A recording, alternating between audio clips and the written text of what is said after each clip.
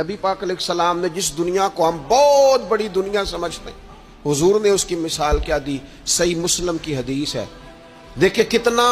کھول کر اور کتنا آسان کر کے رسول پاک ہمیں بات سمجھاتے ہیں۔ دنیا کیا ہے، آخرت کیا ہے، یہ والی زندگی کیا ہے، آخرت کی زندگی کیا ہے، بالکل کھول کر واضح کر کے نبی پاک علیہ الصلوۃ والسلام فرمانے لگے دنیا اور آخرت کی مثال اس طرح ہے جس طرح دریا بہ رہا ہو اور کوئی آدمی اس میں انگلی ڈبوئے، جتنا پانی اس کی انگلی کو لگ گیا یہ دنیا ہے، اور جو باقی ٹھاٹھے مارتا دریا پیچھے ہے، سمندر پیچھے ہے، وہ سارا آخرت ہے۔ یہ اتنی سی دنیا ہے، یہ صحیح مسلم میں موجود ہے۔ اتنی سی دنیا کے لیے اتنے پاپڑ بیلنا، اتنی سی دنیا کے لیے اتنے ظلم کرنا،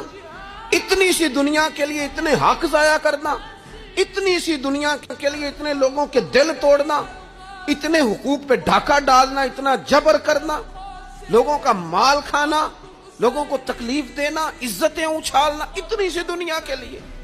حضور فرمانے لگے اتنی سی ہے یہ دنیا، جتنا انگلی کو پانی لگ گیا ہے وہ جنت، جو نری جنت نہیں، خدا کا فضل ہے،